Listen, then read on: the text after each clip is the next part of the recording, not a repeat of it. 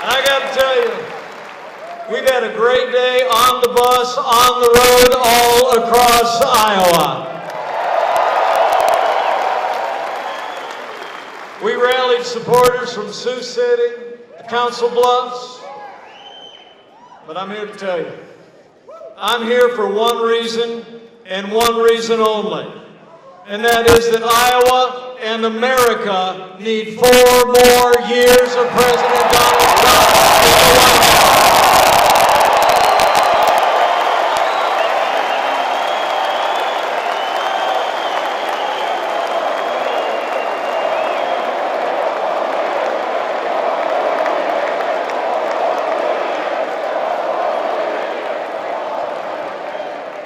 You know, I'm here because I stand with President Donald Trump. When this president stands up for American jobs and American workers, I stand with President Donald Trump. When this president stands up for faith and family and the American flag, I stand with President Donald Trump.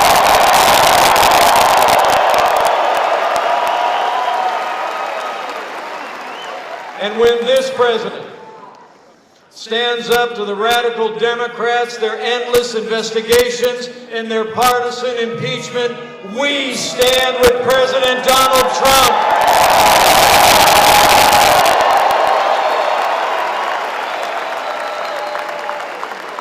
You know, 4 years ago, a movement was born.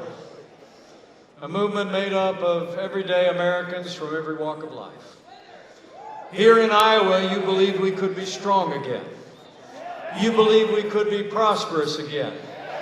You said yes to President Donald Trump in 2016, and I know Iowa's going to say yes to 4 more years of President Donald Trump in 2020.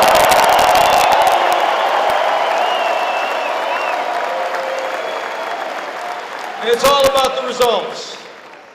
When you think of the last 3 years, I think there's only one way you can describe it.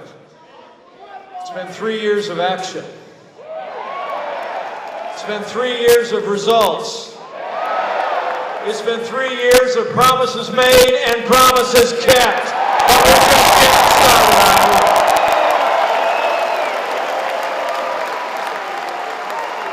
I mean, think about it. President Trump promised to rebuild our military, restore the arsenal of democracy. And this president has already signed the largest increase in our national defense since the days of Ronald Reagan.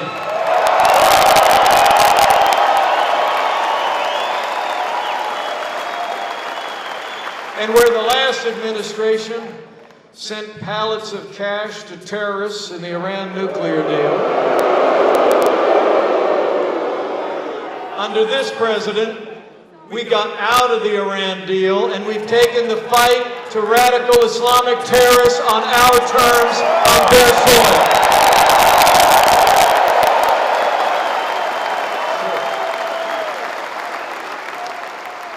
I mean, think about just the last month, when 1 American life was lost at the hands of Iranian-backed militias.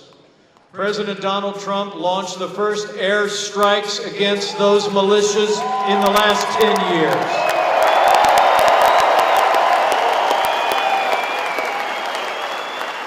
And when militants stormed our embassy in Baghdad on New Year's Eve, this president sent in the Marines. And he said, no more Benghazis.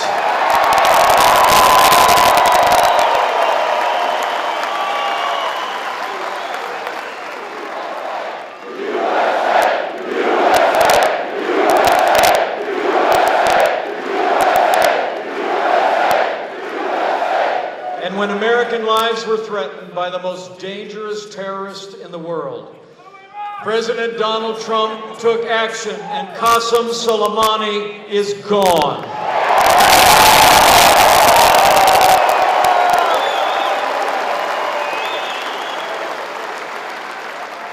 Thanks to the skill and heroism of our military on the ground, despite their missile attack, no American casualties, and Iran is standing down. That's what leadership looks like, Iowa. That's the strong leadership of President Donald Trump.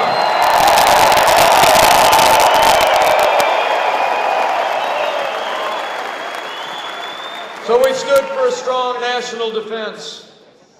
And I have to tell you, as the proud father of a United States Marine, I couldn't be more proud to be Vice President to a president who cares so deeply about the men and women of our armed forces and their families.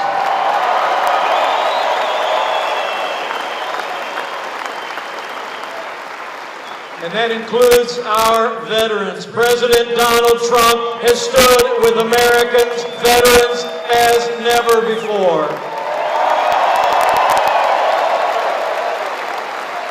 As I trolled a rally of veterans today in Council Bluffs, thanks to President Trump's leadership, we're finally giving our veterans access to the real-time, world-class health care that you earned in the uniform of the United States.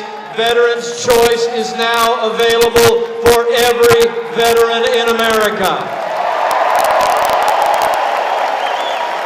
Thank you.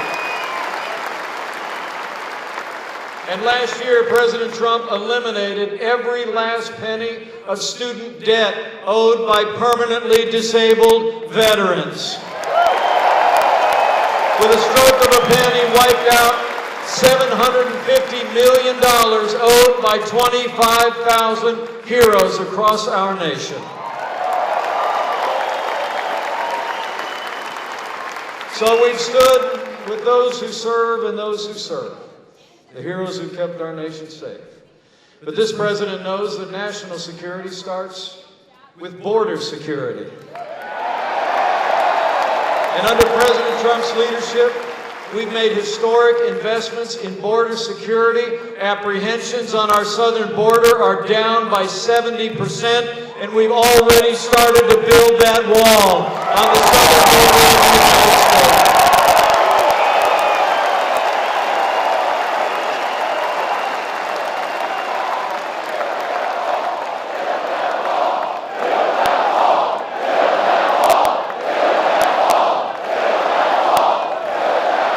Oh, we're building it. And the first 100 miles are already done.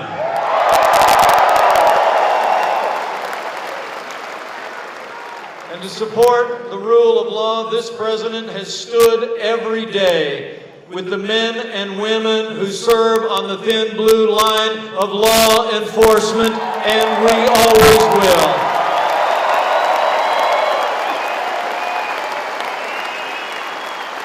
And to uphold the rule of law, President Trump kept the word that he gave to the people of Iowa and this country. As I stand here today, this president has already appointed more than 180 principled conservatives to our federal courts at every level.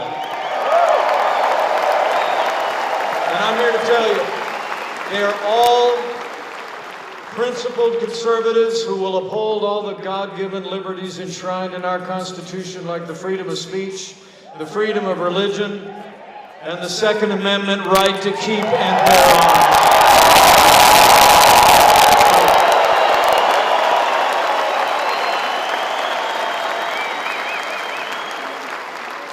And I say from my heart, I couldn't be more proud to serve as Vice President to a president who stands without apology for the sanctity of human life. President Donald Trump is the most pro-life president in American history.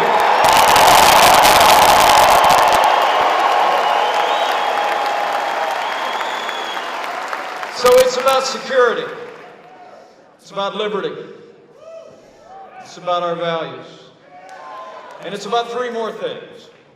Under this president, it's about jobs, jobs, jobs.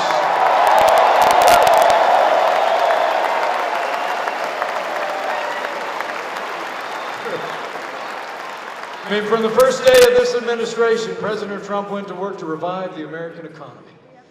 We worked with great leaders, representing this state in Washington, D.C., like Senator Chuck Grassley and Senator Joni Ernst.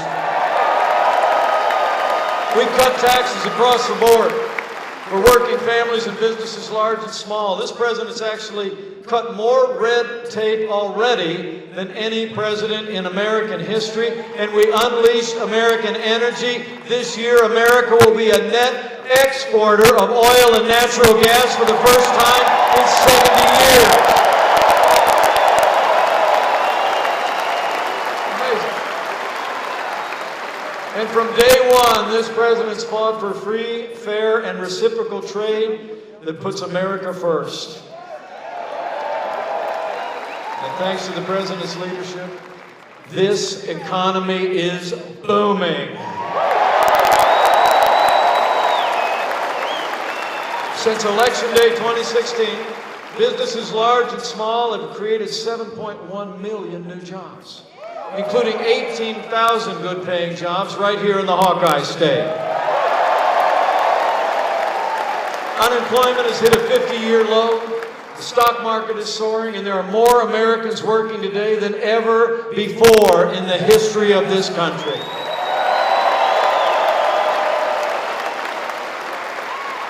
And wages are rising all across the board. You know it, you see it at your place of work. And what means the most to the president and me is that wages are rising most rapidly for hard-working, blue-collar Americans. The forgotten men and women of America are forgotten no more.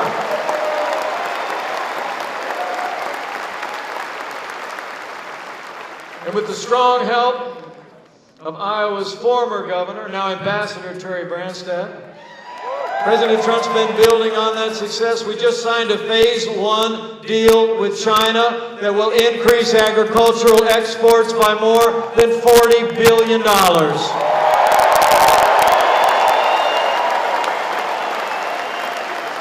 And yesterday on the South Lawn of the White House, you saw it, building on all the momentum in this economy. President Trump signed the largest trade deal in American history. Thanks to the president's leadership, NAFTA ended yesterday, and the USMCA is here to stay.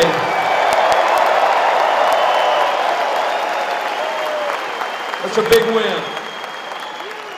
The big win for American jobs and American farmers.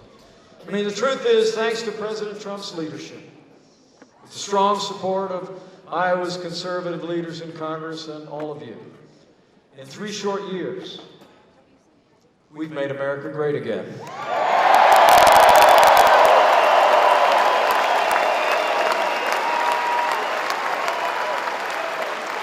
But to keep America great, Iowa, we need you to decide right here and right now that Iowa's going to vote for 4 more years of President Donald Trump in the White House. You got to do it.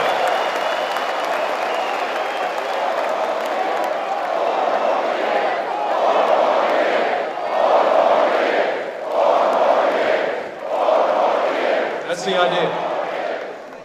I mean, think about it. 4 more years means more jobs. 4 more years means more judges. 4 more years means more support for our troops. And it's going to take at least 4 more years to drain that swamp.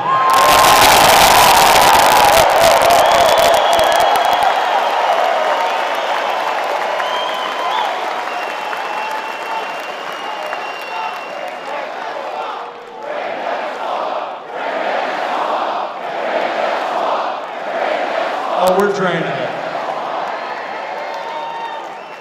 You know, the choice in this election couldn't be clearer. And I don't have to tell you all here in the Hawkeye State, stakes couldn't be higher. Today we have a president who loves this country, who stands by our military, our workers, and our freedoms. He never quits, he never backs down, he believes in you, and he fights for you every single day. It's true. And then you got this crowd of Democrat presidential candidates running around Iowa this night.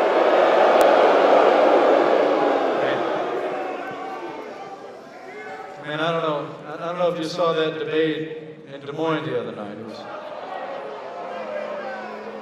I didn't. I watched the reruns. I mean, I figure there's a vice presidential candidate in there somewhere, right? You know, those people were standing so far on the left, I thought that stage was going to tip over.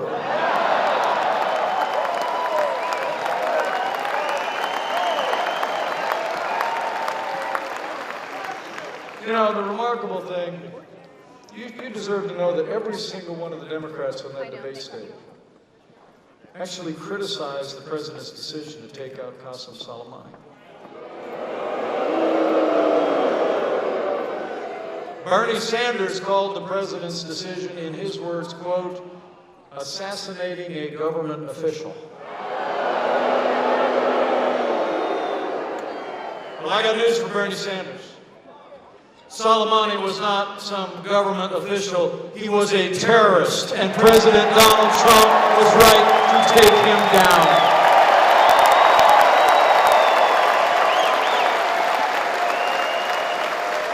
And I don't have to tell you, here in Iowa, you see it every day. Today's Democratic Party has been taken over by radical leftists who want higher taxes, open borders, late-term abortion, and openly advocates socialist policies that would crush this economy. And worst of all, after 3 years of endless investigations, the Democrats in Congress actually voted to impeach our president.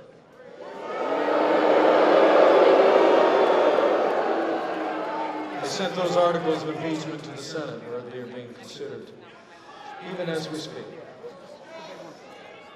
You know, what the Democrats in Washington are doing in the Senate is a disgrace. They rushed their partisan impeachment through the House in a shameful attempt to overturn the will of the American people. And I got to tell you, I think Democrats are trying to run down this president because they know they can't run against this president.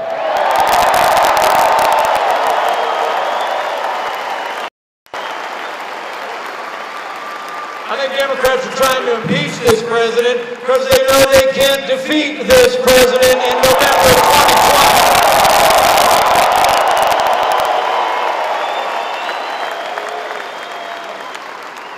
But don't worry about it. House Democrats had their say in December. Senate Republicans are going to have their say real soon. But don't forget, come November, you're going to have your say when you vote to send President Donald Trump back to the White House for 4 more years.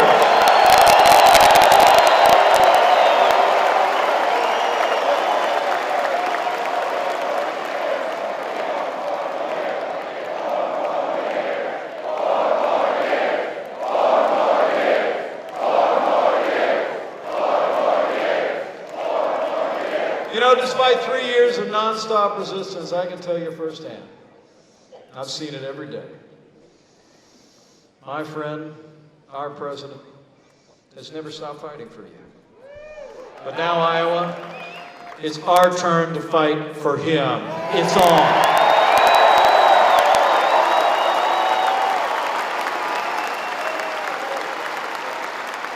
Ladies and gentlemen, I can tell you, President Donald Trump is a real deal. He's a man who says what he means and means what he says. He gets up every day and fights to keep the promises that he made to the people of this great state and the people of this nation. So in every day that remains between now and Election Day this November, and in those caucuses come this next week, I want you to bring your enthusiasm. Keep voicing your support. Keep telling your neighbors and friends all that we've accomplished under the leadership of President Donald Trump. Have confidence. You know, in 2016, it was all about we were out there campaigning, talking about what this president could do for this country. Now, men and women of Iowa, we can talk about what we've done. So go tell the story to your neighbors and friends in living rooms, places of worship and work. Just tell them everything you heard tonight, everything you're about to hear tonight. And in these divided times, have faith.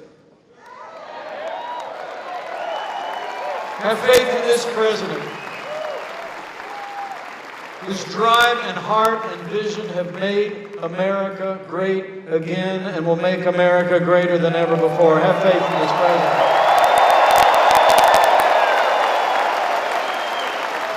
Have faith in our fellow Americans.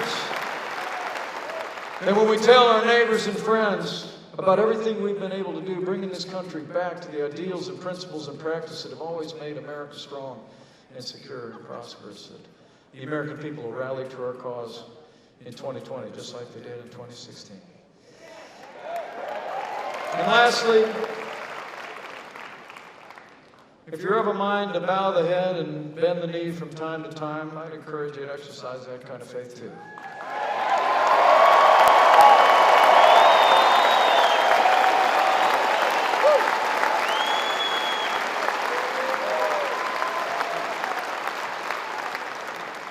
In these divided times, I believe in those ancient words that Americans have clung to in much more challenging times than we could possibly imagine. God bless you, That if his people who are called by his name will humble themselves and pray, he'll do like he's always done in the long and storied history of this country. He'll hear from heaven and he'll heal this land, this one nation, under God, indivisible, with liberty and justice for all. So pray for America. Pray for all the American people.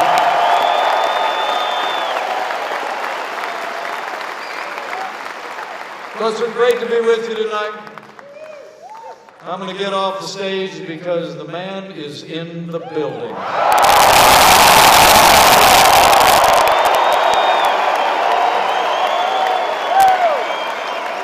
And I know he can't wait to get out here. I leave here today with renewed confidence. A great day in Iowa, a great night with you.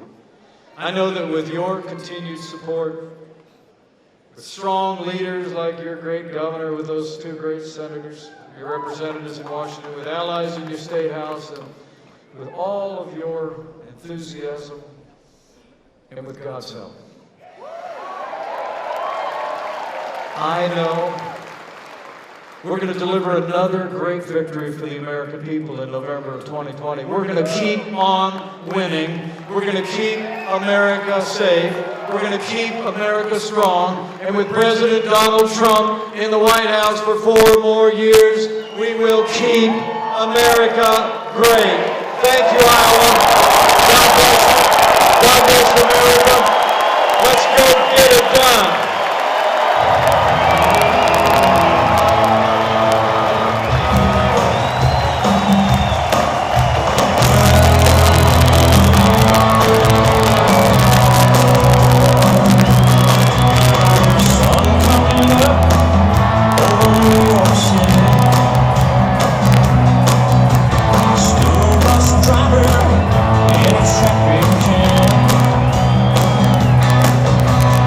Yeah.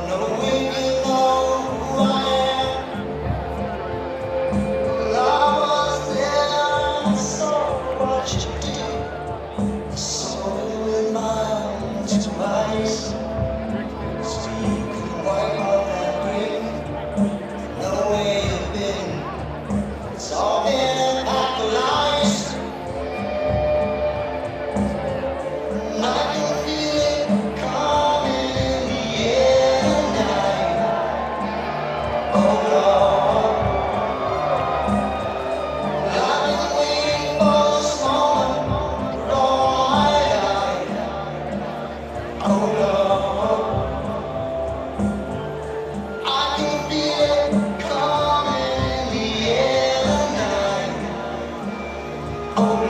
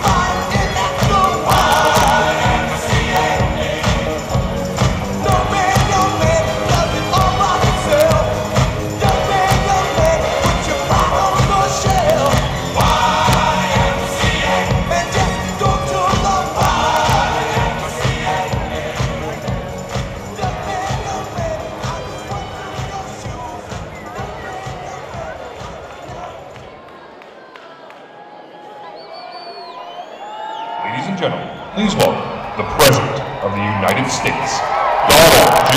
Trump.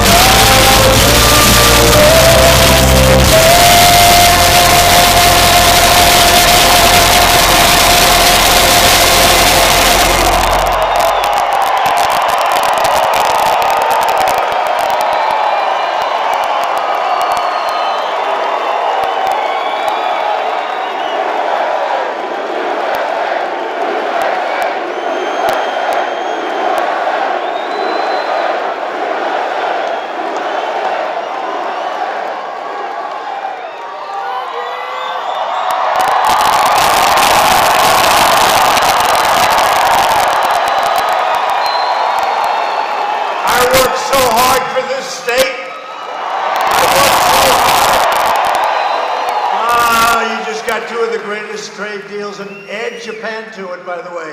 Let's make it 40 billion from Japan. USMCA all done, China all done. For the farmers it's done, that I can tell you. You're gonna have to get bigger tractors and a hell of a lot more land. You gotta produce a lot of product.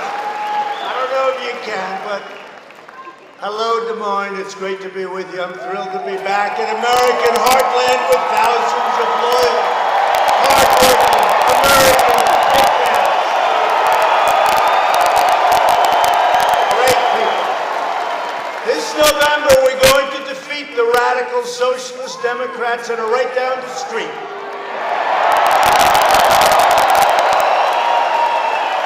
I mean, I don't even know. I just saw a poll. New York Times, can you believe it? Daily New York Times. When we leave in 10, 14, 18, 22 years from now, the New York Times will be out of business, so will a lot of them. But did you see they did a New York Times poll, I think, in Siena, New York Times, of Iowa. And they have me pitted against every one of the socialists. And we're winning by a lot, everyone. We're beating them all.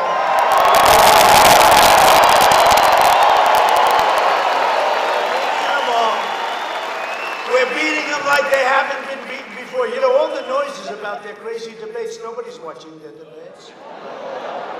But it's all about their debates. They don't care about the farmer. Everything out here, they love Trump, and you should love Trump. Is what I mean. Are we going to win the great state of Iowa? It's going to be a historic landslide. And if we don't win, your farms are going to hell, I can tell you right now. Sell. Nobody said sell. No, we love the farmers, and we love the ranchers, and we love the manufacturers, frankly. We have plenty of that too in this state. It's a great state. You have a great governor, by the way.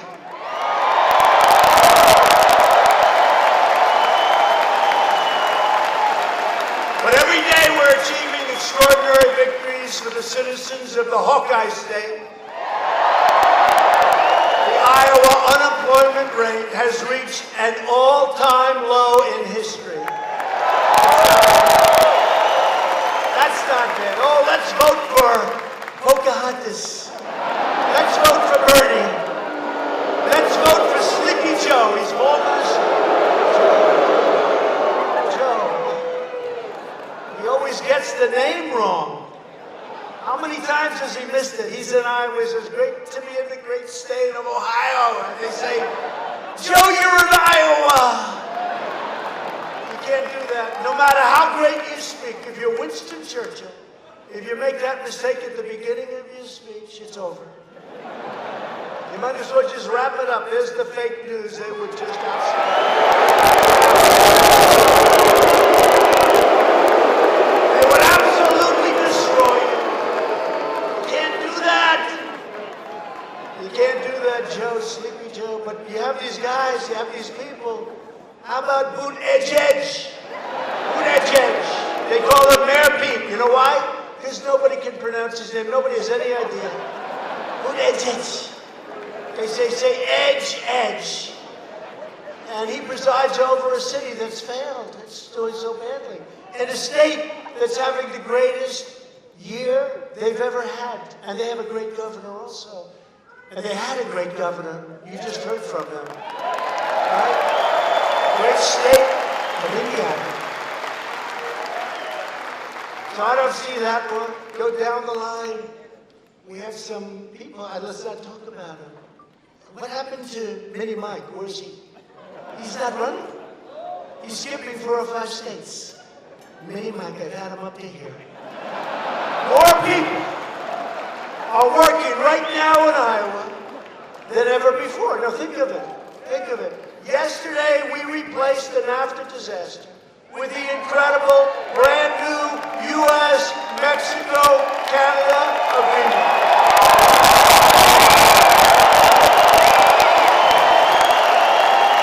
And the USMCA, you know, when you have a hard time with that one, you know, memory's a great thing. I've always had a great memory.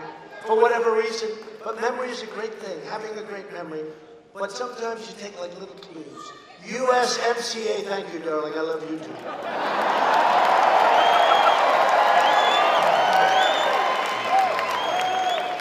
Where is that person?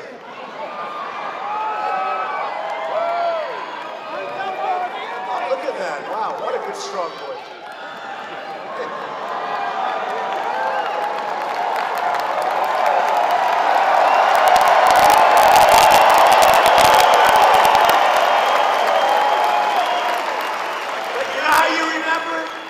I just walked in on them playing the song, YMCA. So when you're having a hard time, what's US? Just think of the song, YMCA, and you're good. USMCA. It's a massive win for Iowa farmers and workers of all kinds. It's a massive win.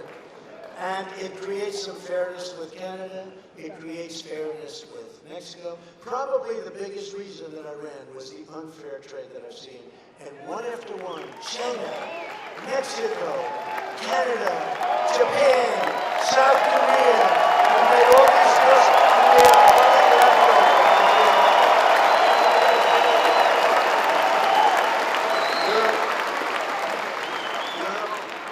Europe is next.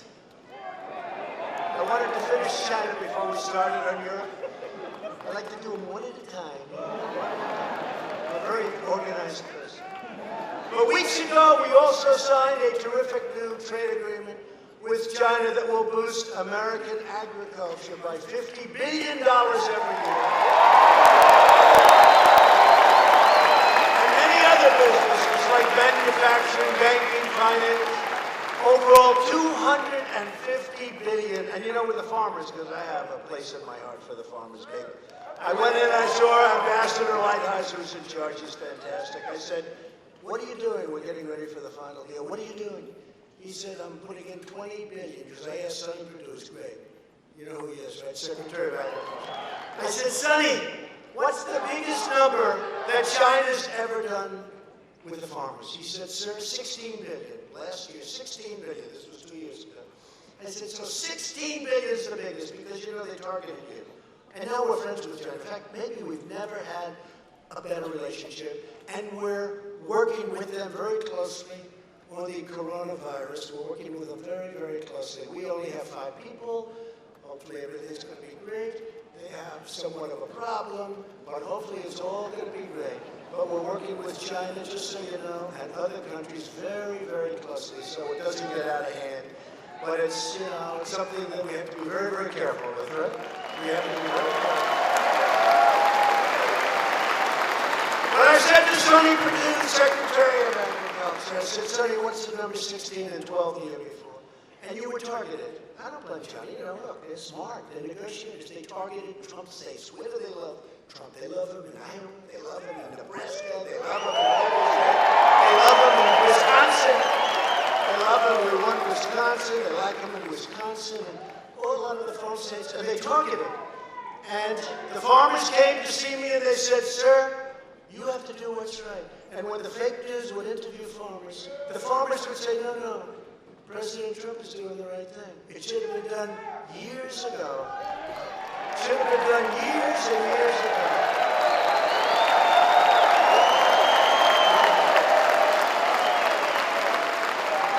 But you couldn't have paid it because it was too much money, $16 billion. So what I did is I put a 25% tariff on everything coming in from China, $250 billion. And then more tariffs on things beyond the $250 billion market. We took in billions and billions and billions of dollars. We still are. And then what happened? When I heard about the farmers, and I saw the farmers, they were in the White House. They came to see me. I had 36 farmers. And they said, I'm going to give you. They said, sir, we don't want anything. They said, what do you mean you don't want anything? I've never heard that before. Everybody wants money. They want everything. They said, we just want a level playing field. I never forgot it. They said, we don't want anything. We just want to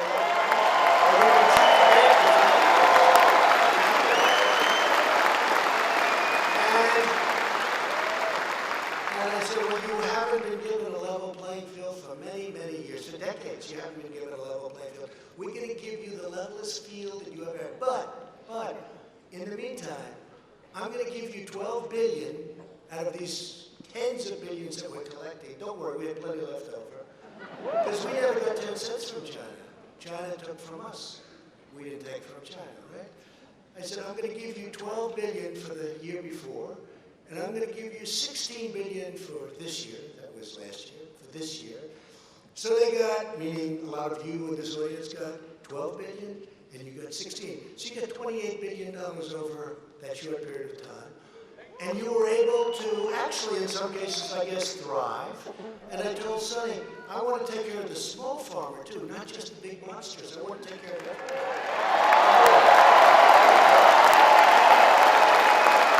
But I never forgot when CNN, fake news, and all these people, they go around interviewing the farmers. They could never find anyone saying bad about Trump.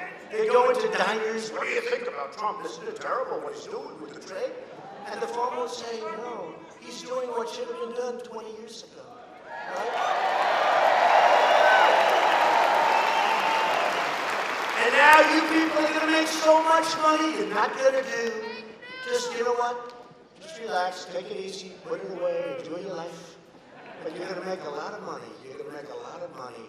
And again, we have never had, because they respect us now, they didn't respect us.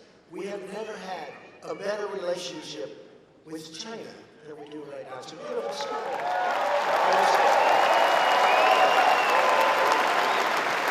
The whole world respects respects us now. We're respected again. America is respected again. And we're fighting for products made in America and grown right here in this great, great state of Iowa. To keep America safe, we have fully rebuilt the United States military. It's now stronger, more powerful, more lethal than ever before. We have all brand new equipment, and it was all built in the USA.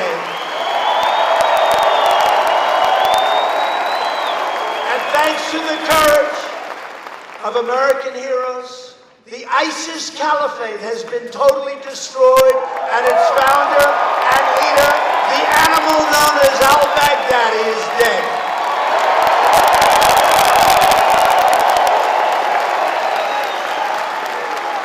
And crazy Nancy Pelosi said, don't call him an animal. He's a human being. No, he's an animal. He's an animal. And 2 weeks ago, at my direction, the United States military delivered another historic win for American justice. Our brave warriors launched a flawless precision strike that killed the world's #1 terrorist, Qasem Soleimani.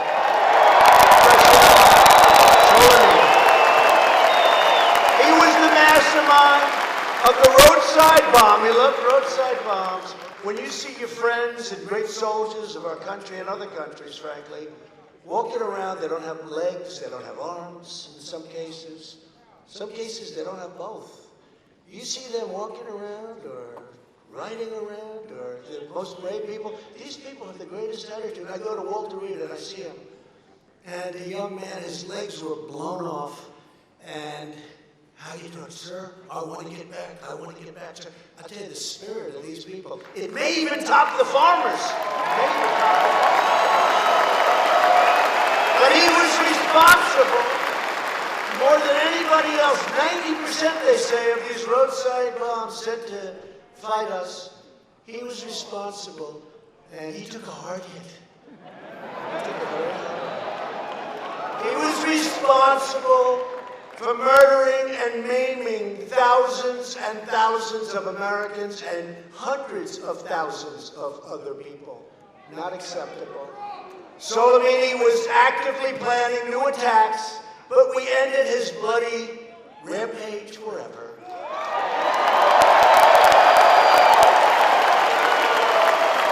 Yet Washington Democrats, true, like Crazy Bernie and Nancy Pelosi, opposed our decision to eliminate Soleimani and to save American lives. That had a tremendous impact. While we're proudly creating jobs and killing terrorists, congressional Democrats are consumed with partisan rage and obsessed with a deranged witch hunt hoax.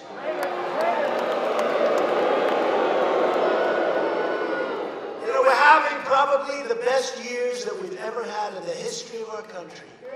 And I just got impeached. Can you believe this? I got impeached. They impeached Trump. The best trade deals, the strongest military. I took care of the vets. We got choice. We got accountability for the vets. Accountability. We got all these things. And they impeach the president. No, that's not going to work. Watch. Just watch. They want to nullify you ballots, poison our democracy, and overthrow the entire system of government. That's not happening, I can tell you that. Washington Democrats have spent the last 3 years trying to overturn the last election. Why am I not worried? I should be worried. You know, remember Nixon? It was like a dark period, right? A very dark period. It was like, oh, you think about it, right? And with Clinton, it was not good. They say that with Johnson, it was a long time ago. None of us remember, but they say it was a very dark period. This is a happy period for us.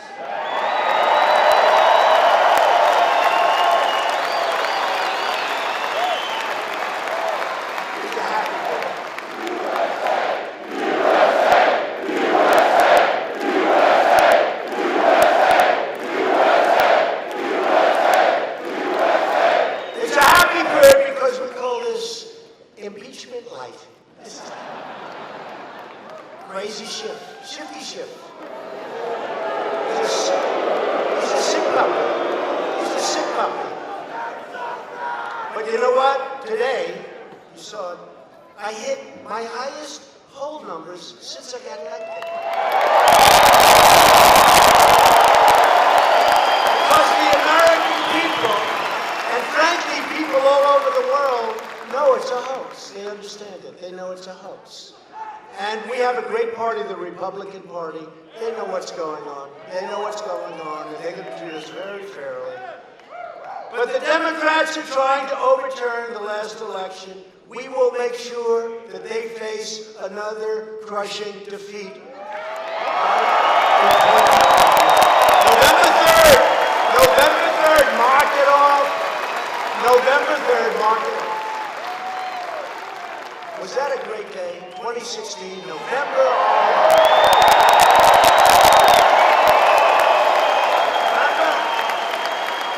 He's not going to do well with this group. I did well. He's not going to do well with that group. I won that group.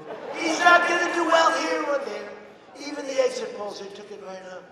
You know what they didn't know about the exit polls? When people are leaving, they're always very accurate. People leave. Who you voting for? I'm voting for Trump. Who you voting for? I'm voting for crooked Hillary. I don't care that she's a stone-cold crook. I'm voting. So, who you voting for? I'm voting for Trump or Clinton or Trump. And they're always very accurate. But this time something. Many people, many. I like that idea.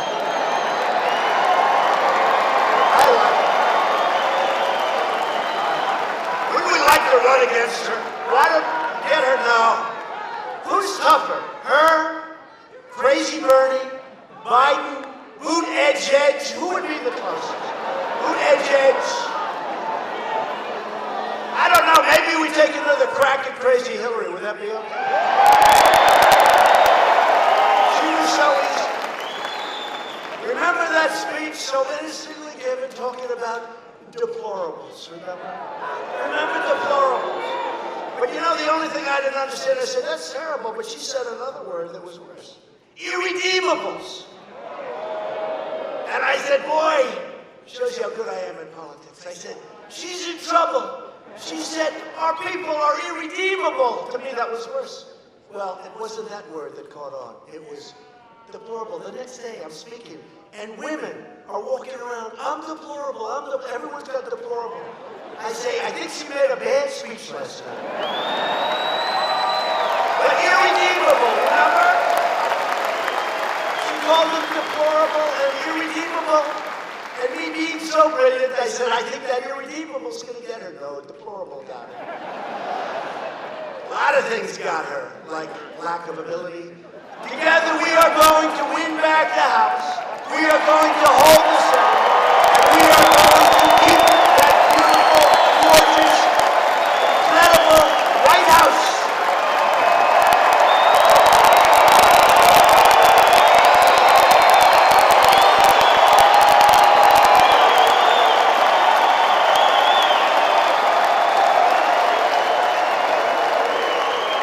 People don't realize this is a lot of work, you know? I just left Michigan, and Michigan is booming now because of me. Meaning, I say to Prime Minister Abe, he's a friend of mine, Shinzo, Japan, you got to do something. You got these massive deficits for our country. You got to open up plants in Michigan fast, Shinzo, fast. You got to do it. He'll, yes, I will do it. He'll do it, and he's doing it. Countries are coming in from all over the world. They're going to Michigan. They're coming to Iowa. They're buying your stuff again like crazy, like crazy. They're going to Ohio, they're going to Pennsylvania, they're going to South Carolina, they're going to North Carolina, they're going to Florida, they're coming in like never before. They're all coming back. I ran on the issue, trade, I ran on a lot of different issues, but trade was one of them that was so big. To me, it was so big. I used to say, how do we allow these companies to close, fire everybody, go to another country, Mexico, wherever it may be, make product, sell the product into our country, pay no tax. Who the hell would allow this to happen? It's like in South Korea. I went to them, I said, listen, your deal is no good, we have to make a new deal. South Korea, we're protecting them, all these different things. I said, number one, you got to pay us more. They agreed to. They gave us $500 million a year more. They said, but nobody's ever asked. They gave us $500. That's nothing compared to what they have to do. That's okay. That's okay. They'll pay more. you know, they made a trade deal with the United States. Hillary Clinton was in charge of the deal, right? And she said it's going to produce 250,000 jobs. And she was right. 250,000. You know who it was for? For South Korea, not for us. It was for South Korea. So we renegotiated the deal, if I have your permission. We renegotiated the deal, and now we have a good deal with South Korea. Okay? This deal is going to produce remember? This deal is going to produce 250,000 jobs for South Korea. She didn't lie. Can't say she lies. She lies about a lot of other things, but she didn't lie. How is she taking her defeat? Okay. Remember the debate? Do you promise, if you lose, that you will support the winner? And I didn't exactly say yes. I didn't say yes at all, but I got, sort of like 68% there. But she said, see, he won't. She's the one that doesn't do it. No. I feel badly because it's too late for her to get in. I kept hoping, but honestly, I think that Sleepy Joe, Crazy Bernie, I don't even want to put Buttigieg in. But I think they'd actually be tougher than her.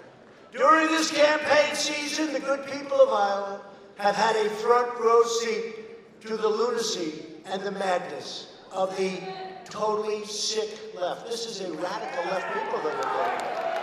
Today's Democrat Party, I don't say Democratic Party, it sounds so much better in a speech, right? Democratic Party, Democrat, but that's not their name, it's called the Democrat Party. You know, some people aren't allowed to say the Democrat Party because it doesn't sound good. I don't even like it. I don't like the way it sounds in a speech, but I'm going to say it because I'm not looking to have them look good. Today's Democrat Party is run by left-wing extremists who want to massively raise your taxes, increase regulations, cancel your health plans, raid Medicare, shut down American energy, destroy your Social Security. They will destroy your Social Security. Eliminate religious, punish free speech, confiscate your guns, abolish your borders, and indoctrinate America's children with hateful left-wing ideology. Other than that, they're okay. Other than that, they're fine. In short, this election is a choice between American freedom and democratic socialism. And in some cases, in my opinion, it's worse than socialism. Socialism's a kind word by comparison. The Democrats will lose because America will never be a socialist country.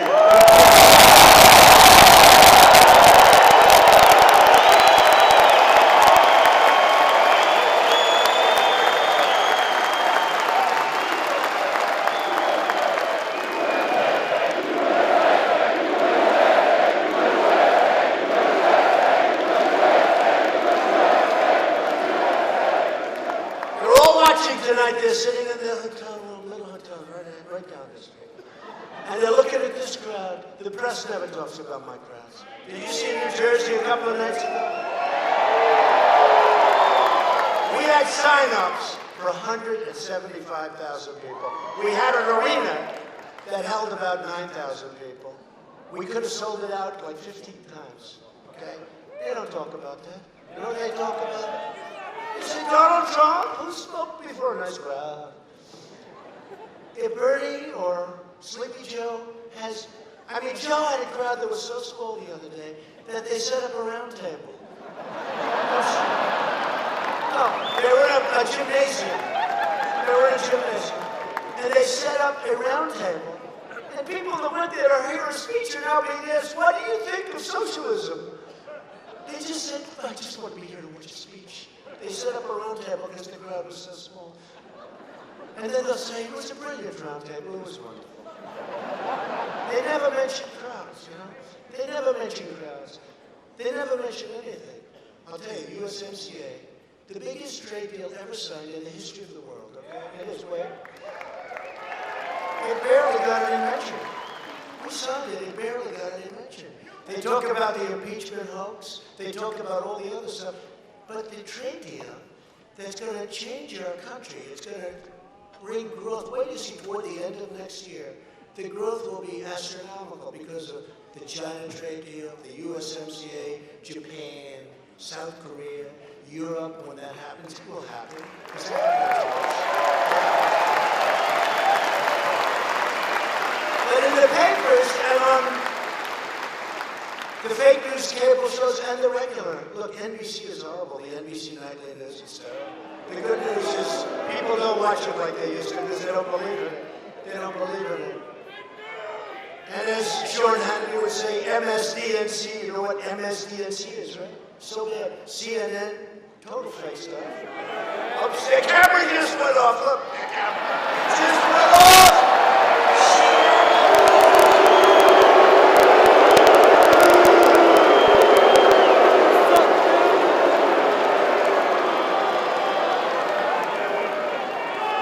The camera just went off. That always happens. Whenever I say CNN, their camera goes off. But Americans across the political spectrum were disgusted by the Washington Democrats, the partisan hoaxes, the witch hunts, the con jobs. It's all a con job. And so they don't love our country, I swear they don't. You look at Nancy Pelosi's district in San Francisco. It was so beautiful. And now it's a disgrace being watched all over the world. Needles all over the place, everything else all over the place. I'm not going to get into it. Washing down into the ocean, washing down onto their beaches, people living in tents if they're lucky. I mean, you never saw anything. Living on their most important entryways into what was a great city, San Francisco. What's happened? And all she does is work on the hoax and work on all of the stuff. Really, these people are very, very bad for our country. We have to take back the House of Representatives.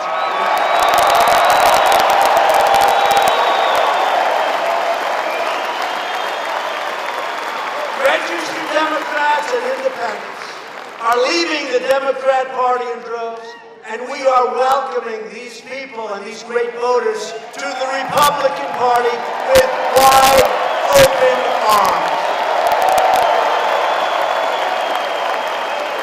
We are thrilled to be joined tonight by a lot of your great leaders, a lot of your really wonderful people. I'm not going to mention all the names because, you know, all those cameras that are rolling, they don't like it when I do it. But one they don't mind is Governor Kim Reynolds. Come on, Kim, come on.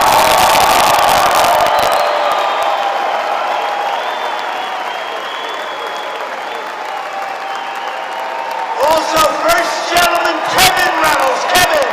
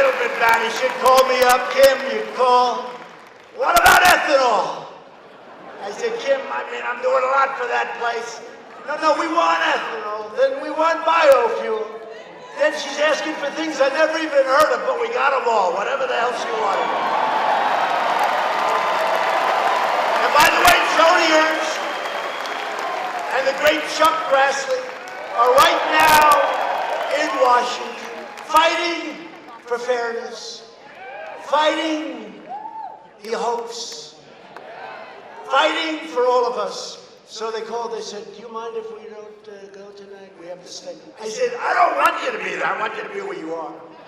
Because they're fighting for us. They're great people. Great people.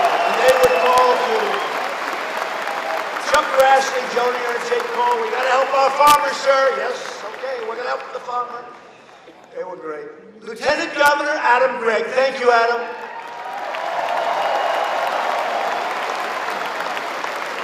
Good job, Adam. Speaker of the Iowa House of Representatives, a man with really fantastic genes. Gotta have like the best genes in the world. Although you had an ex-governor here that had very good genes too. We have his son in the audience too. But this is Representatives Pat Grassley. Those genes.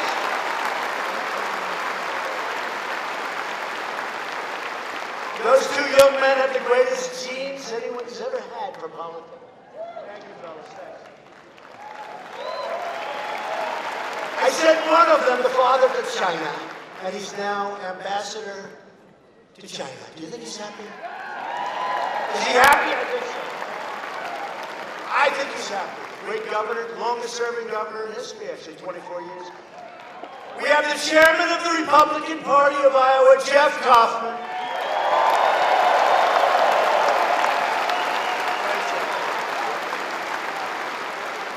And just quickly, we have the world's tallest campaign manager, Brad Parscale.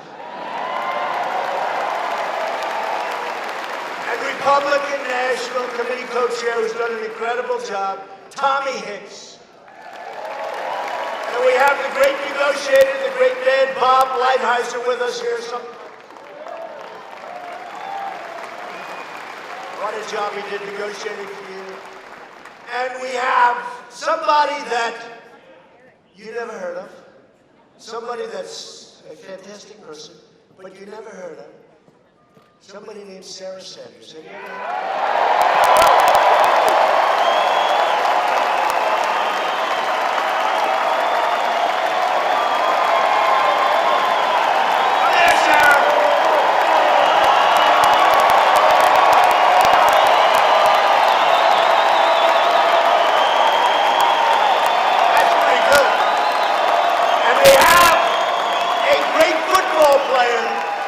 From Iowa, Matt Whitaker is here. Matt.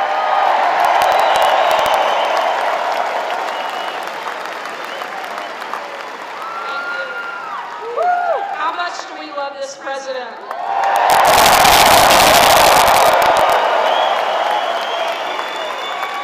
And Mr. President, how much do we love the state of Iowa? So much. This is an incredibly special place. I actually met my husband here in Des Moines, so I love being back in Iowa. It's an amazing place. We're sorry you've had so many crazy liberal Democrats running around here the last year, but the good news is it's not going to matter, because at the end of the day, this guy will still be our president. Thank you very much, God bless you. Thank you, Sarah. Great person. So thanks to Republican leadership, America now has the hottest economy anywhere on the planet Earth. Not even close. Every prime minister, president, king, queen, dictator, whatever you want to call it, they all say, how did you do it? And you know, the truth is we have certain advantages, but we also have a people advantage. We have the greatest people in the world. Since the election, we've created 7 million new jobs. The average unemployment rate under my administration, listen to this, is lower than any previous administration in the history of our country. Can you believe it? African American, Hispanic American, and Asian American unemployment rates have reached the lowest levels ever recorded. Think about it. More than 2 million millennials. You know what millennials? Young, great people with a lot of future. They've gotten jobs and their wages have grown by nearly 5% annually. That's a record. Another record is that between the ages of 25 and 34, people are now working, and that's a record, the number of people, 25 to 34. And under the so-called Trump economy, the lowest paid earners are reaping the fastest gains of any group. And that's a great thing. This is a blue-collar boom, and that's a good thing too. That's a good thing. Earnings for the bottom 10% are rising faster than earnings for the top 10% for the first time ever. For the first time ever. And median household income is at an all-time high. Just for 1 second. President Bush, 8 years, $450. President Barack Hussein Obama, 8 years, $975. President Donald John Trump, 2.5 years, not 3, because the numbers were taken at 2.5. Now it's actually higher. 2.5 years, including the tax cuts, which are massive, and including all of the regulatory cuts and the other things you've got. $10,000.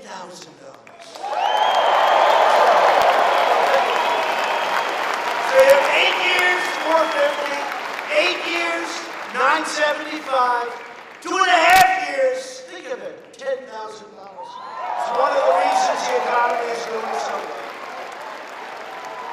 And let the people down the road tell you about that, okay? Let them tell you about that. And those tractors that I told you to buy, your tractors will be 60 years old if they have anything to do with it. They'll be 60 years old, they'll be old, tired, exhausted. Your land will be exhausted, you'll be exhausted. We've ended the war on American energy. The United States is now the #1 producer of oil and natural gas anywhere on Earth. We're also proudly promoting American ethanol, and I recently approved E15 to be used all year round. Biofuels. But the Socialist Democrats want to shut down American energy. They support Representative Ocasio-Cortez.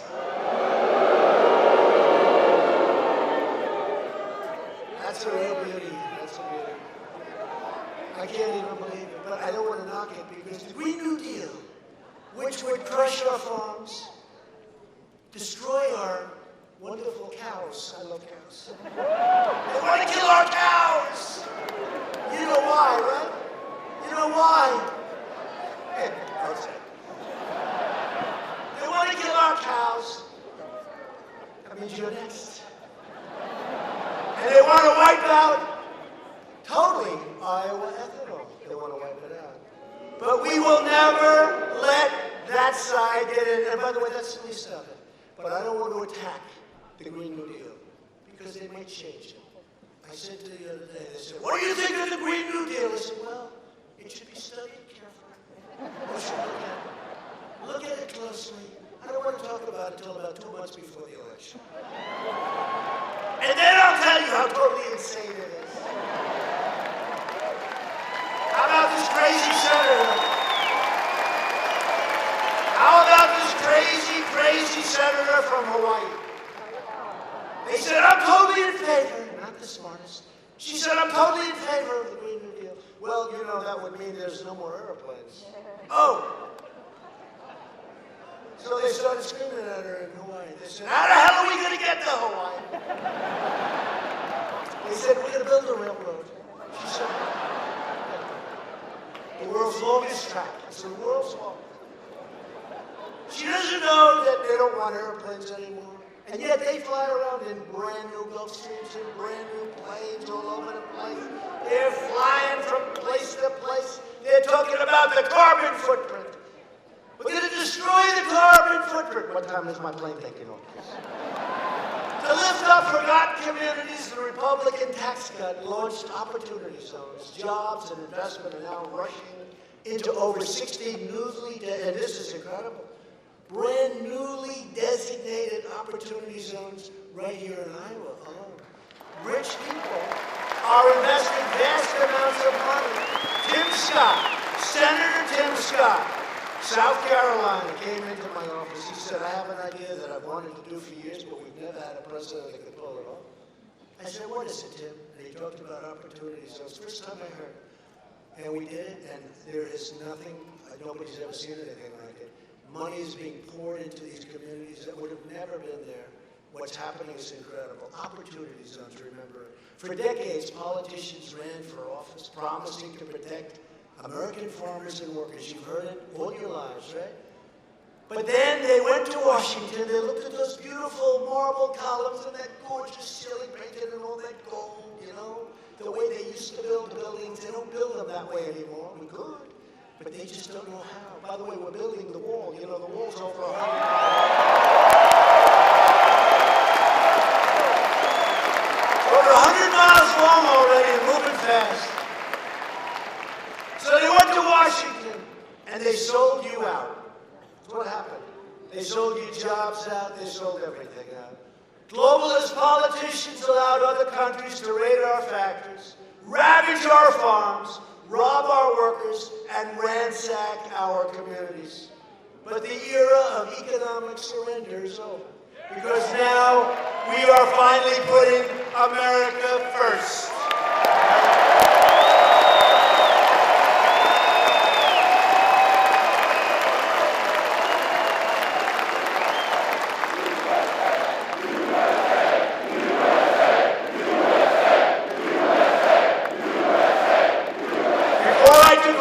Washington looked the other way while China stole our secrets from American agriculture. You know, your business, what they do scientifically, nobody understands what they've done to a seed. It doesn't sound complicated. It's genius, what they've been able to do, what you've been able to do. But those secrets were being stolen, and installed massive barriers to your exports. You couldn't do anything with exports. So people, not only China, many, many other places, were stealing your secrets. Our new agreement with China will protect our intellectual property and pry open vast new markets for American beef, pork, poultry, seafood, soybeans, rice, dairy, and much, much more.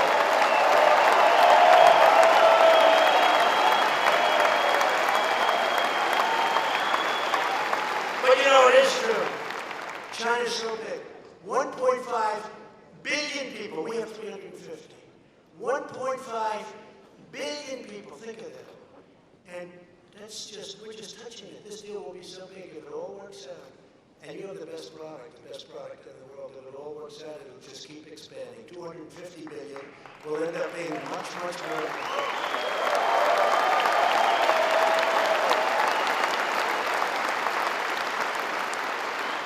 And you know, I've told the story before. When we were signing, we were almost finished, and I said, how much are the farmers getting? Meaning, how much are they going to purchase from the farmers?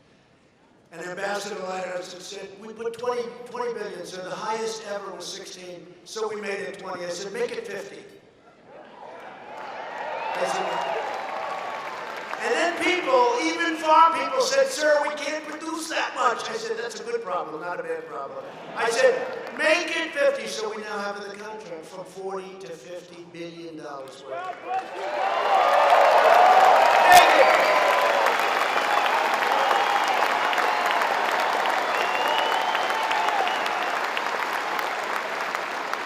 Right, Jared?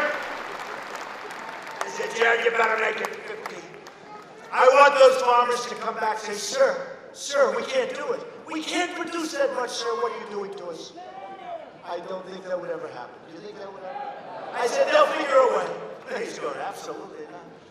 No, I said, don't make it 20, make it 50.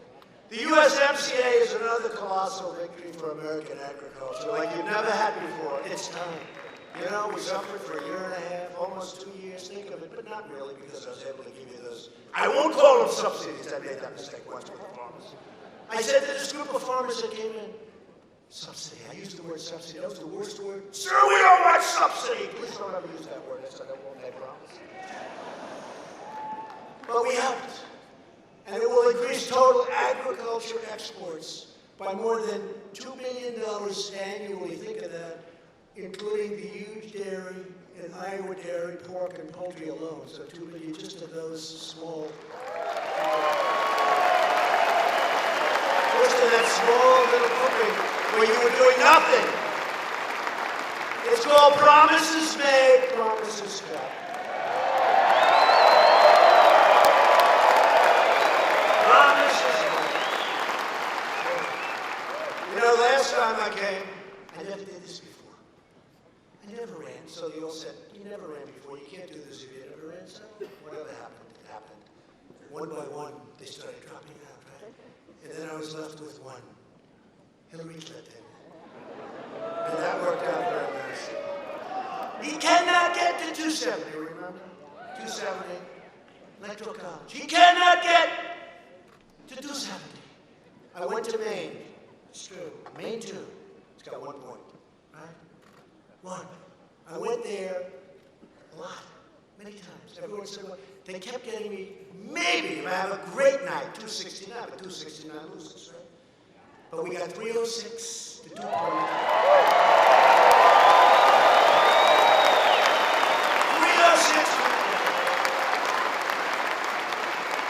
So they were right. You cannot get to 270. You get to 306, but not to 270. In the 8 years before my election, net farm income plummeted by 20%. You know that. I got here. If you look at it chart, for 15 years, actually, not 8, for 15 years, it's like a roller coaster ride down for the farmer. Soybeans, take a look at it all. It was just a one-way street. Everybody was ripping off the American farmer. Now you're going to see numbers that are going to be great. Look at even what's happened recently. It's incredible what's going on, and I love it because you deserve it. You suffered a lot with people that were stupid. They were stupid. Under 3 years of my administration, net farm income has already gone up nearly 50% and will now be rising even faster. What are you going to do? You're going to vote for Bernie? You're going to vote for Bernie? Here I am on the debate stage. Well, net income's gone up for the farmers 50%. Tell me, how the hell do I lose this debate? How do I lose? And based on the polls, I guess I'm not going to lose in this state. I don't think I'm going to lose in any other state. Because this is really true all over the country. This is happening all over the country, not just Iowa. On no issue have Washington Democrats more thoroughly betrayed the American people than on immigration. Illegal immigration costs our nation hundreds of billions of dollars, drains public services, overcrowds our schools and hospitals, and threatens innocent American lives at a number that you wouldn't even believe. But we've got it closed up. But we're getting your people in. You have people that work for you for a long time, don't you? Huh? I know the people that you have, and they're hard workers. We have a lot of great people. We have a lot of great people out there.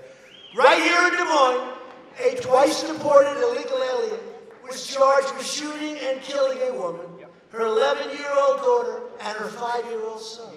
In this region of the county alone, last year, ICE officers arrested nearly 4,000 illegal aliens, charged or convicted of heinous crimes, including robbery, rape, and murder.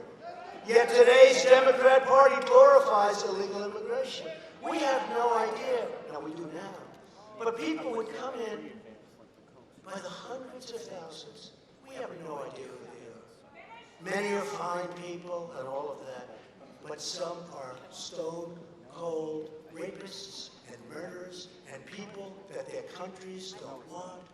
Guatemala, Honduras, El Salvador, and even Mexico. Right now we have a love affair with Mexico because the Democrats wouldn't give us what we needed.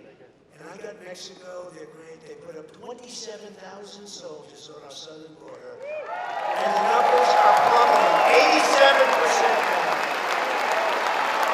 So the president of Mexico is doing a great job. And we ended catch and release. You think that was easy? Catch and release. You know what catch and release is? You catch a criminal. You take the number and you release them into the, they never come back. We say, come back, please, in 3 years. This is a Democrat deal. Come back if you don't mind in 3 years. We release them into our country. We totally ended it through a very, very slick group of rules. Catch and release. May we please have your address and your phone number? Here it is. What have you done? I got out of jail. welcome to the United States. Please, may I have a little information? Okay, and now we're going to release you. And in 3.5 years, we schedule a court appearance for you. Do you believe that? This is the only country in the world. They catch somebody in the border. You're supposed to be Perry Mason. You take them to court. Other countries catch somebody in the border. They say, sorry, you got to get out. We say, oh, may we have your information? We're taking you to court. Man. Today's Democrat Party glorifies illegal immigration, vilifies the heroes of law enforcement, and pledges to dissolve immigration control internally. They want open borders. They want hundreds of thousands of people to flow into our country. And some of those people are stone cold killers. Some of those people in the caravans, right? I came up with that name. They won't give me credit for that. They don't give me credit for anything. They don't give me credit for fake news. Wasn't that my term? Now they said, I see CNN. They said fake news has reported. No, you're fake news. That fake news is you're fake news.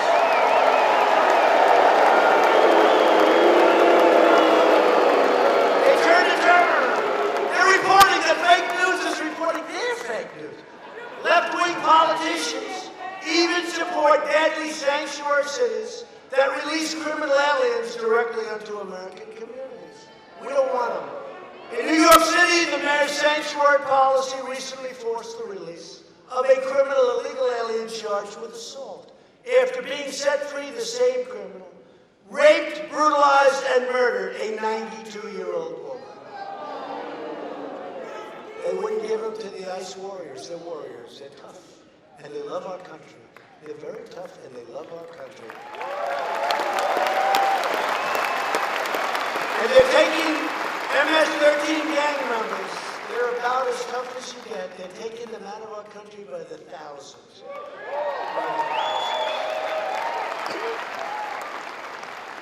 And that's a tough job, but they love to do it. They love our country. Sanctuary city policies aren't just wrong. They're immoral, and they're lethal, and they really are something that has to be stopped. They have to be stopped now. What's happening is not stopped. Thankfully, here in Iowa, your great Republican governor, sometimes referred to as Governor Reynolds, signed a statewide ban on sanctuary cities. Thank you, Kim. And that is why we need to elect more Republicans nationwide to end sanctuary cities in all 50 states. Thank you, Kim Reynolds.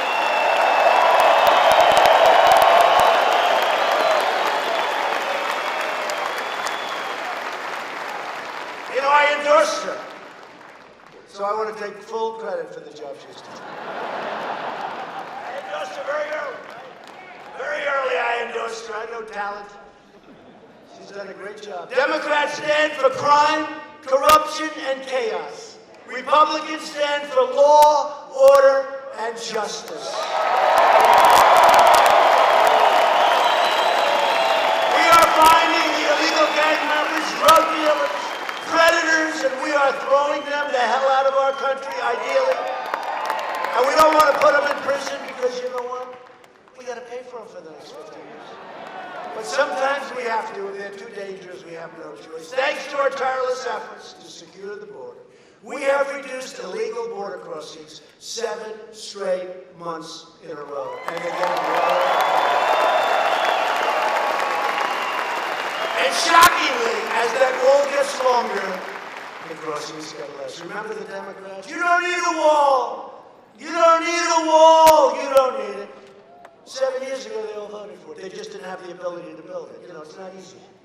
With land and this and that and property and rights, and they couldn't figure it out, but I can figure it out. The problem was we couldn't get the money, but we got all the money we need now. We have everything.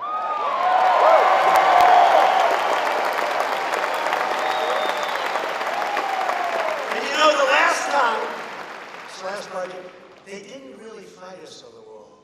You know why? Because they learned it's a really bad issue for them. It's a really bad issue. But I made one mistake with the wall.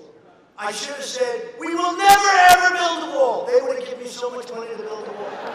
That was my only point. Because I used to go, we will build a wall, right? And that was a mistake. I should have said, we will never ever build it under no circumstances, and they would have forced this building, and I would have said, okay.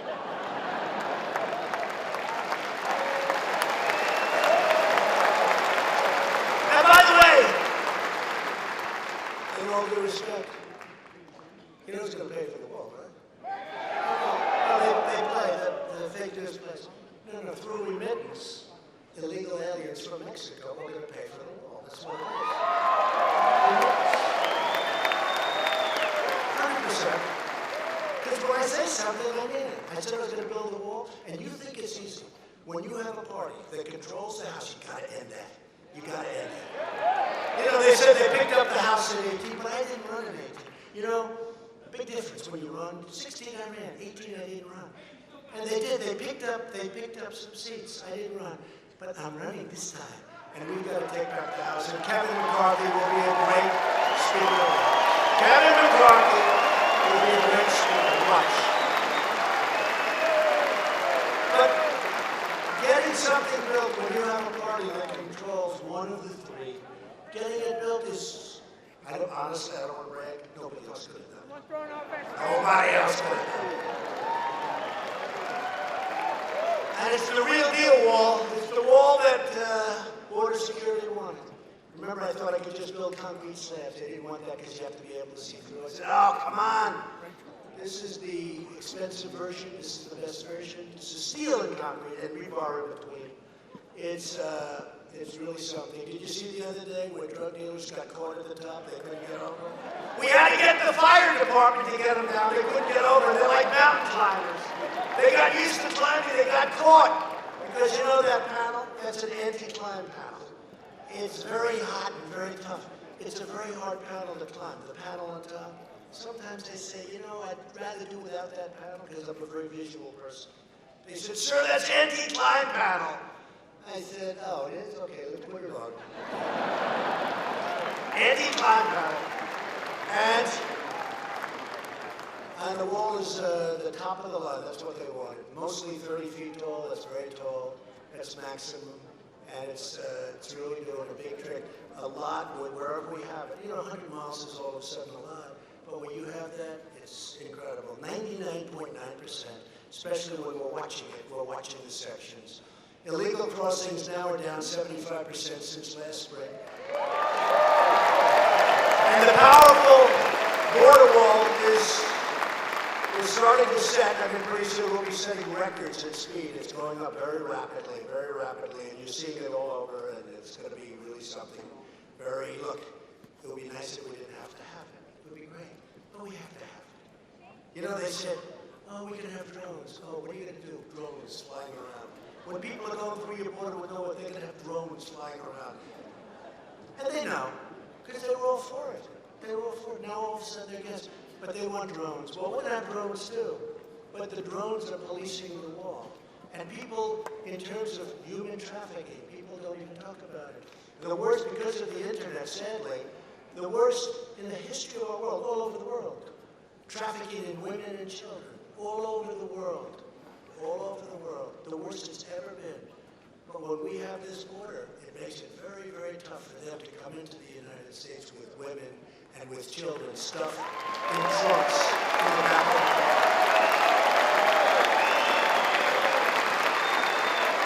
And the Washington Democrats have never been more extreme.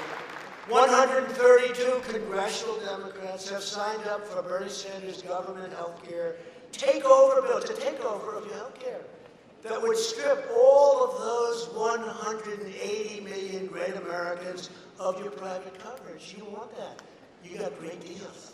You were able to negotiate. You were able to keep your doctor, keep your area, keep your hospitals, keep everything that you wanted. Now they want to take it away. Report to an operating room when you have a cold, okay? In your local hospital. I don't think so. 180 million people, but I'm not going to knock it. Because I want Bernie to bring it right up to the end, and we'll debate it the day before the election, okay? We are saving your health care while socialist Democrats are trying to take away your health care. And Sleepy Joe has no idea what he's even doing. He doesn't even know what he's talking about. He's so lost.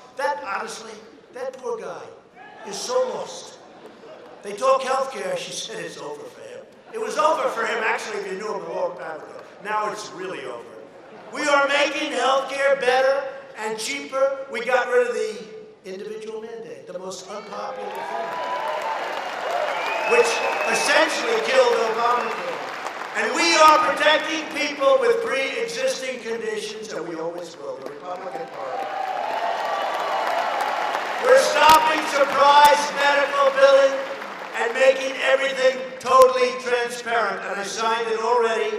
Everything now is going to transparencies where hospitals, doctors, everybody has to tell you how much things are costing. Watch those prices come down.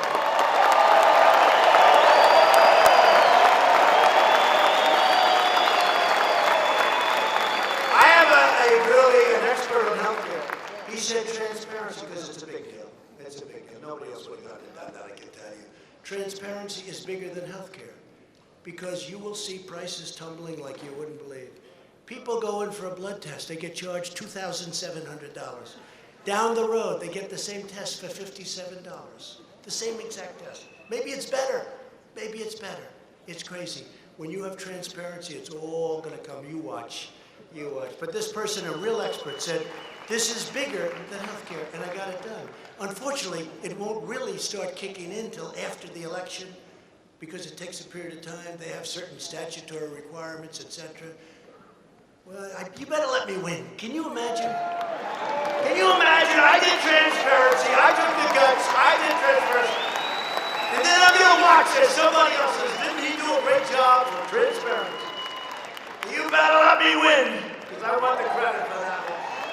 We're buying cheaper drugs from other countries and approving more generic drugs than ever before.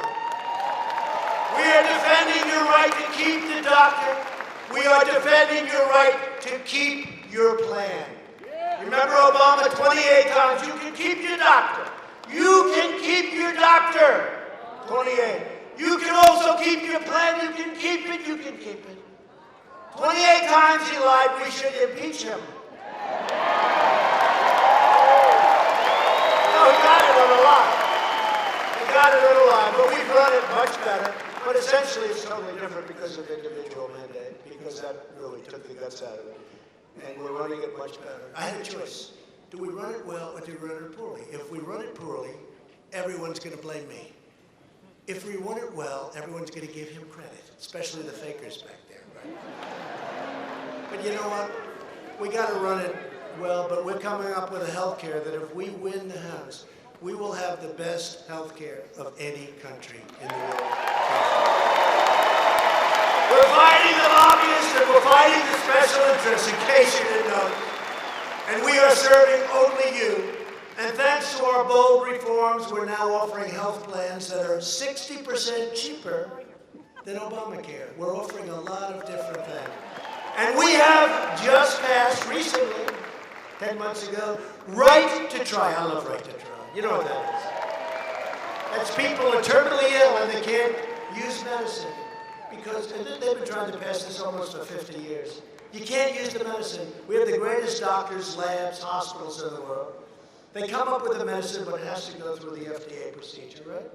And you can't do anything. You can't use it. They won't let you use it. Now I have you sign an agreement. You're not going to sue the United States. You're not going to this, your family, et cetera, very simple. And they can use it. And you have no idea the results that are taking place. You have no idea the results. People's lives are being saved. And for me, it was simple. I said, wait a minute. You're worried about hurting somebody. These people are dying. They're terminally ill. They're admitting they're terminally ill. And you won't let them use the drug that may work. Let them use the drug. And we're letting them use the drug. And it's working. We have transformed veterans' health care, including VA choice, the best. You know, I think I'm a totally brilliant human being. I think I'm the smartest person. So I came up with a plan. I'll never forget, I was in New Hampshire. I came up with this idea because everybody kept coming up to me and saying, sir, it's really terrible what's happening with health care. were waiting in line for 2 weeks, for 4 weeks, for 7 weeks. Honestly, people were waiting in line. They weren't very sick. They were terminally ill, truthfully, before they saw a doctor. By the time they got to the doctor. So I came up with this incredible plan. Only I could think of this. I said, here's what you do. Here's what you do. If somebody can't get a doctor quickly, because we have great doctors in the VA, they don't get enough credit. If you can't get to a doctor quickly, you go outside, you go locally, you get a doctor, we pay the bill, you get yourself all better, right? So I went back. And I told my people, do you have any idea how smart I am? Listen to this plan I have. They said, actually, sir, we've known about that plan for 52 years. We just couldn't get it approved. So I said, oh, that's too bad. I thought it was brilliant. But what I am good at is getting things approved. And I got it approved, and people are using it.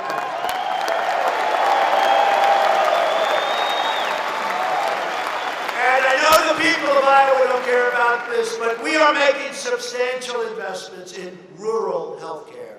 We are combating the opioid epidemic. Drug overdose deaths have declined for the first time in nearly 31 years. That's a great thing.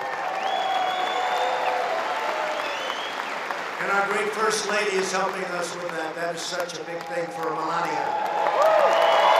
Big, big thing. She is really involved. And we will never let the Democrats give away your health care to illegal immigrants, especially when we say, come in, we'll give you health care. You know, it's one thing, they come in, it's like a rough situation, because we all have hearts. But when people are saying, like in California, this wacky governor, he says, come in, we're going to give you health care, we're going to give you free education, we're going to give you everything. We're going to give you a beautiful Rolls Royce. See, to show you how fake they are. One of the newscasters said, Donald Trump said that the governor of California promised a Rolls Royce to illegal immigrants. He didn't promise them. This was a lie and a misrepresentation by President Trump. They can't take a little humor. They can't take it. These people are sick. They're sick. They're sick people. Them and Shifty Shifties are sick.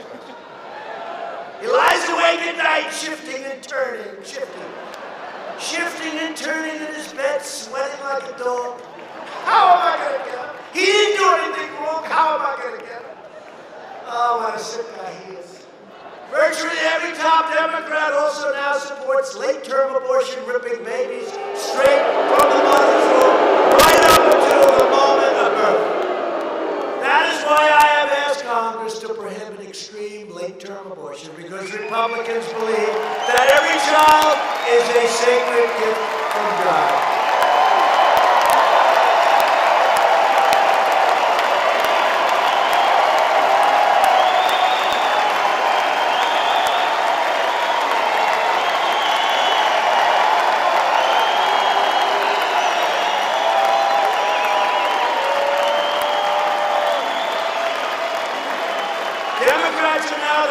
High taxes, high crime, open borders, late-term abortion, socialism, and blatant corruption. No matter how you cut it, that's what it is. The Republican Party is the party of the American worker, the American family, the American dream, and the late, great Abraham Lincoln. You know that? Remember, I always said, I can be more presidential than any other past president, other than perhaps Abraham Lincoln when he's wearing the hat, right? Because it's easy to be presidential, but I only have about 3 people in front of me. Here. Good evening, ladies and gentlemen. Is everything okay in Iowa? Oh, I see. The world is ripping you off. Well, there's not a thing I can do about that. Thank you. Good night, everybody. Good night. Now, we got to do it the right way. Republicans, and by the way, can I be honest? Doing this takes far more talent than doing that. Doing that is very easy. This is not easy. Especially when you just left Michigan and you just left other places.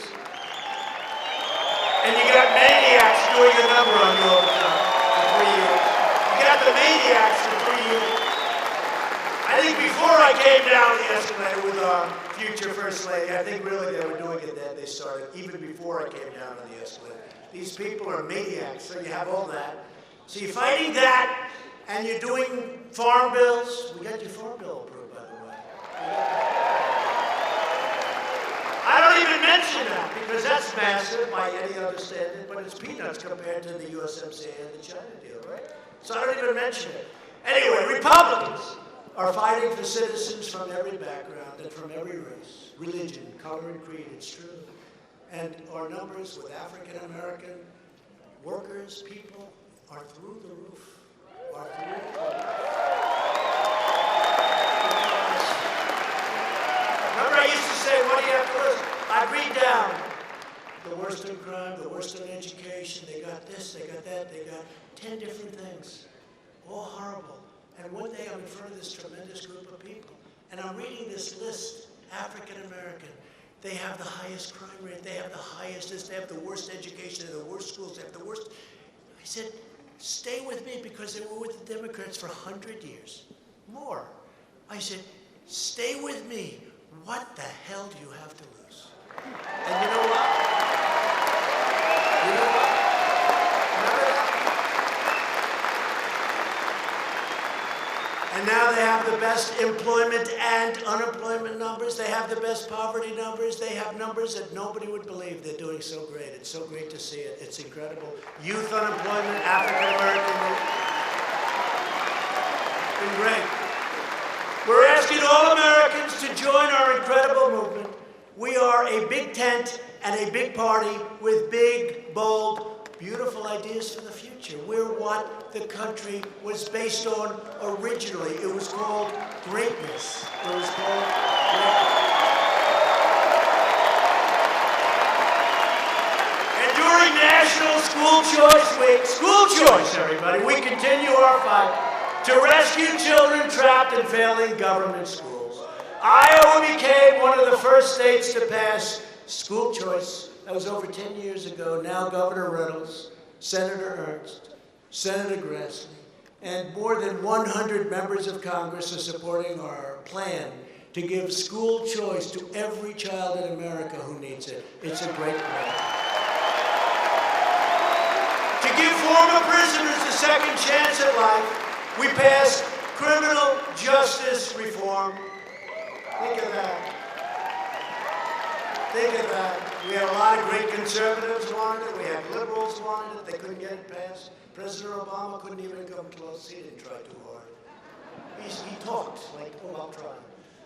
To uphold the rule of law, we have confirmed 191 federal judges elected who will interpret the Constitution.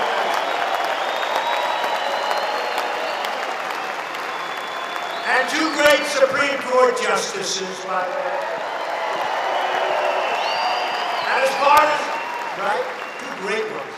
As part of my commitment to rebuild our military, we secured an $8.5 million facility to support our Iowa Guardsmen at Camp Dodge, right here in Des Moines, Iowa, right here, Camp Dodge. Camp Dodge, everybody. Take care of Camp Dodge. I recognize Israel's true capital and opened the American Embassy in Jerusalem. We recognize Israeli sovereignty over the Golan Heights. And yesterday we just released a historic new plan for peace. We're going to see if we can get that done. It's one of the toughest deals of all.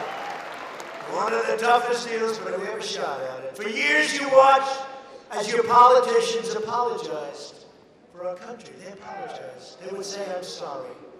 Now you have a president who is standing up for America, and we are standing up for the great people of Iowa. We are standing up for Iowa. At stake in our present battle is the survival, frankly, of our nation. Look, you know, I can make this speech really short. All I have to do is say, hello, Iowa. You have no choice. You have to vote for me. Otherwise, everything that you've built in your entire life will be gone. Goodbye, Iowa. Have a good day. Instead, I work my ass off up here.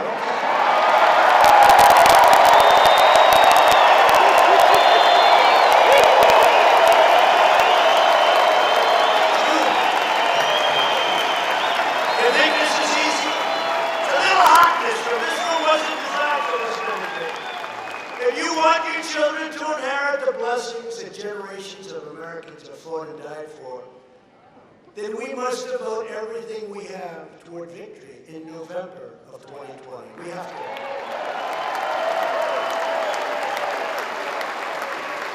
And by the way, for those beautiful farmers that want to leave your small farms or businesses to your children, because of our great tax bill, the biggest tax cut in the history of our country, the biggest that you benefit by. Because of that, there is no death tax or inheritance tax.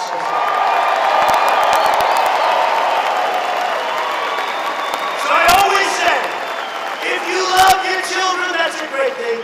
If you don't love your children, don't leave it to them. And that particular tax won't matter. But if you love, is there anybody here that does not love your children? Is there anybody here who loves your children? Well, it's Iowa. It's Iowa. You love your children. No, you have no tax to pay. You leave, you know, in the old days, meaning before Trump, what would happen? You'd leave your farm, they'd assess your farm for a massive amount. The kids would go out to a bank, they'd borrow money up to their eyeballs, and they'd end up losing the farm. Now you can leave your farm, and they did that to pay the tax. Now you can leave your farm, you don't pay inheritance tax or estate tax.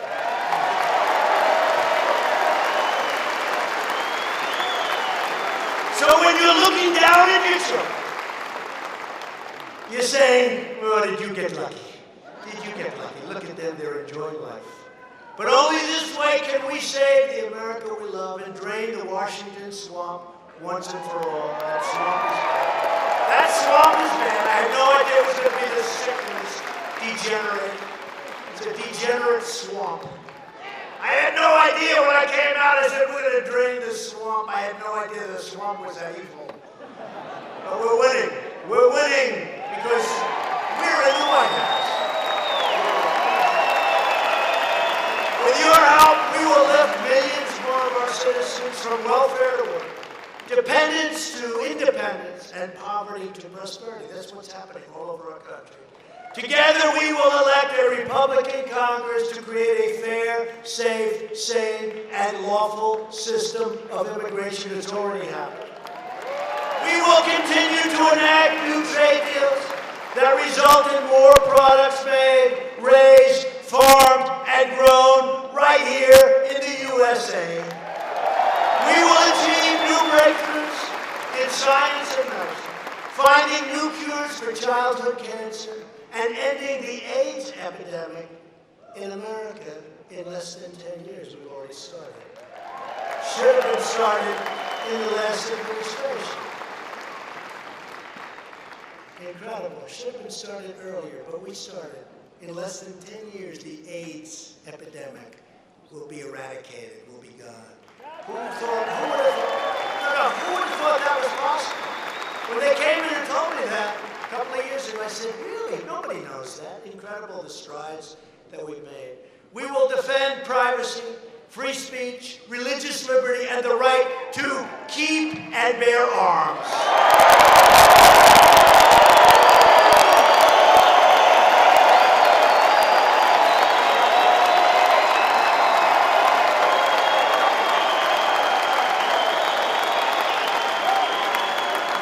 In the state of Virginia, they want to take your guns away. You believe in Virginia? I love Virginia. Of all states, they want to take your guns away. The Democrats. It's not going to happen.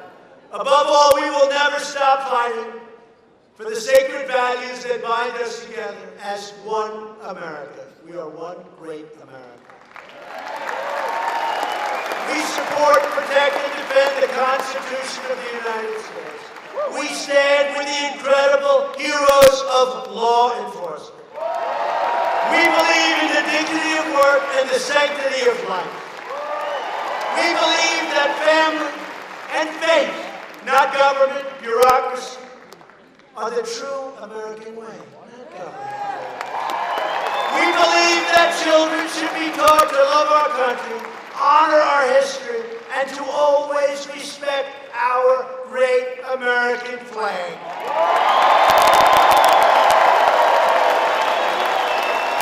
And we live by the words of our national motto, "In God we trust." We live by those words. In God we trust. From Cambridge, good old Cambridge. Who's from Cambridge here, please? Cambridge. What the hell do I mention it for? There's two people here. Can I say it anyway? I'll say it anyway. Good place, Cambridge? Good. He says it is. Well, from Cambridge to Council Bluffs.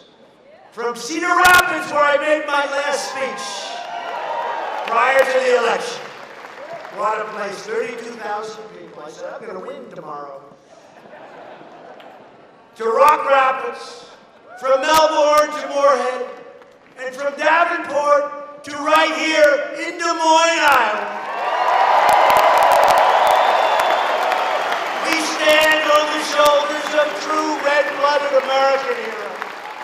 This great state was founded by tough frontiermen. These are tough people. Let's see how tough. Anybody like to join us? You want to join us? He says no thank you. And strong pioneer women who defied the dangers to carve out a life and a beautiful home with great families and great neighbors. They tamed the wilderness, braved the elements, tilled the soil, planted the fields, and helped make this the greatest nation ever to exist on the face of the earth. And we are making it greater and greater every single day.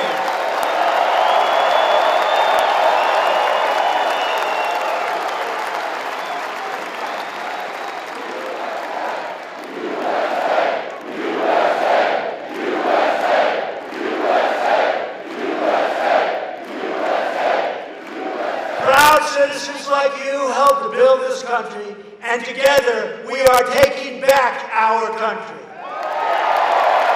We are returning power to you, the American people, where it has always belonged. It's coming back to you. With your help, your devotion, and your drive, we are going to keep on working, and we are going to keep on fighting, and we are going to keep on winning. We are one movement, one people, one family, and one glorious nation under God. America is thriving like never before, and ladies and gentlemen, and especially the great ladies and gentlemen of Iowa, the best is yet to come. Because together, we will make America wealthy again. We will make America strong again. We will make America proud again. We will make America safe again.